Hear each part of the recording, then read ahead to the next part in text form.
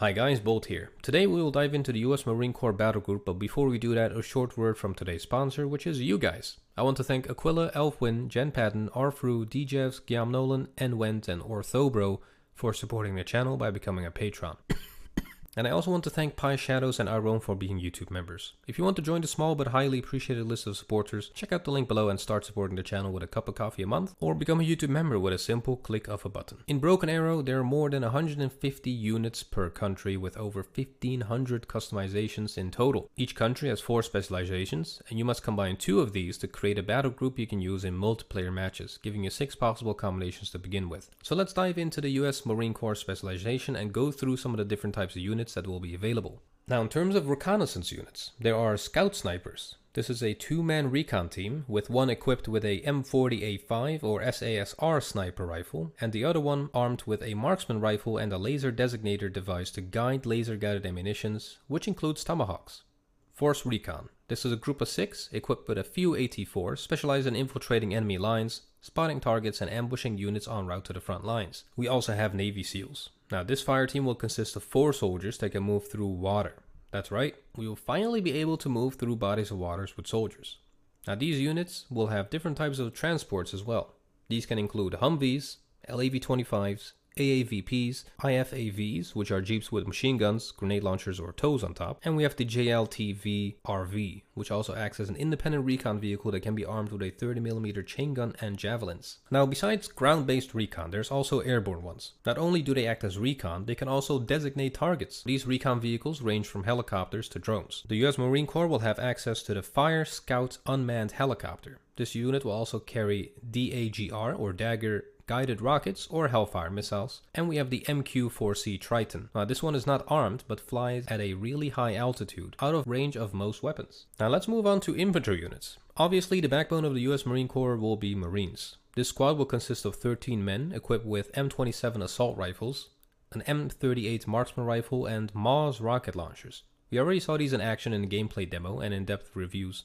If you haven't checked this one out, please do, because we highlight some core gameplay mechanics that we didn't know about before. There will also be support units such as the small/SRAW fire teams. Now, this will be a 4-man squad equipped with small or SRAW rocket launchers. The small can be reloaded and fires multi-purpose unguided munitions, while the SRAW is a disposable launcher that fires short-range guided missiles. There will also be Dragon fire teams, which is a 4-man team equipped with the M47 Dragon 3, perfect to take out tanks at a medium range. Next we have Marine Raiders. This is a squad of 14 men specialized in CQC and building clearing, but lacks anti-tank, so a combined arms approach will be needed if the enemy is dug in urban environments with lots of infantry and armored vehicles. Now, what about fighting vehicles? So let's get started with tanks. First of all, we have the M1A1 Abrams HC. This is an M1A1 variant with 2nd generation depleted uranium armor.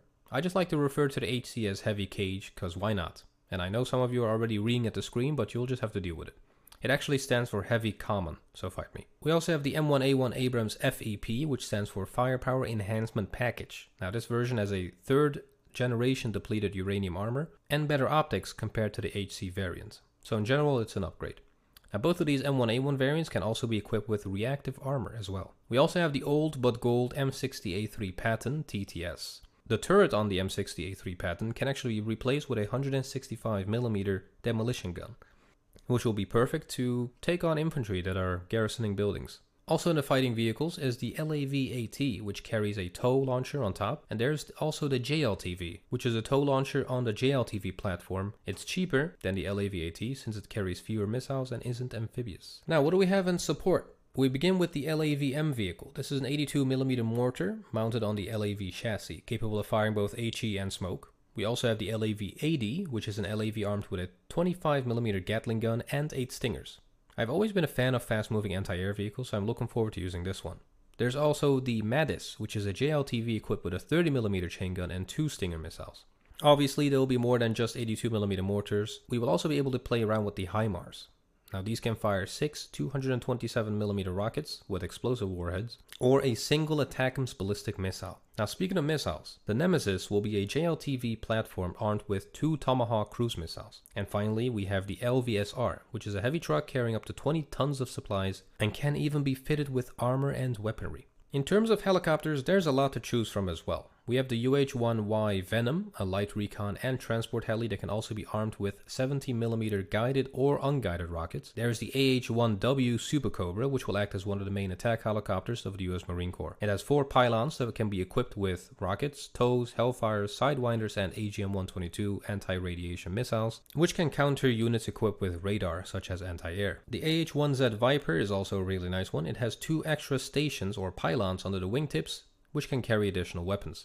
A transport helicopter will be essential in this game, and that's where the CH-53E and CH-53K comes in. These will be able to carry up to 16 tons of equipment or vehicles, which can include the HIMARS. The MH-60 Nighthawk will have great optics, and also have 2 pylons where weapons can be added onto. Last but not least, we have the MV-22 Osprey, which has enough space to transport 2 full squads of Marines. Now in terms of airplanes, there are so many options. You guys will definitely love this part. We start with the AV-8B Harrier 2 Night Attack. This is a VTOL close air support aircraft that can be equipped with bombs, rockets, and missiles. There's also the Plus variant, which is a more modern version with better countermeasures and can also be equipped with guided bombs and MRAM missiles. Next we have 5 FA-18 variants.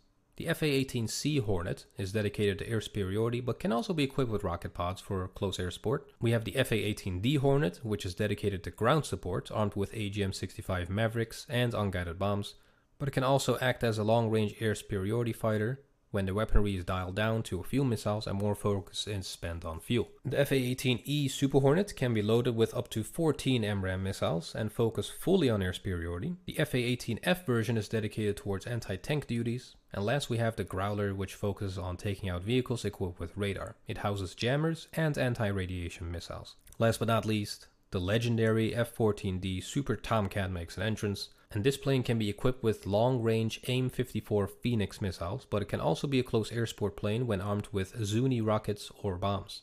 But the king of airplanes, the F-35C and B, will also be included in the US Marine Corps battle group. These stealth planes can be fitted with MRAMs, 2,000-pound bombs, J.Moreau glider bombs, or SDBs, which are small diameter bombs, which are precision guided bombs. Finally, we have the KC-130J. Now this plane is primarily to transport and airdrop supplies and troops. It can also be fitted with weapons such as Hellfires and Griffin precision guided bombs. That's it for this update on Broken Arrow. If you want to support content like this, consider becoming a Patreon or a YouTube member. Thank you for checking out this video, and I hope to see you back in the next one. Take care.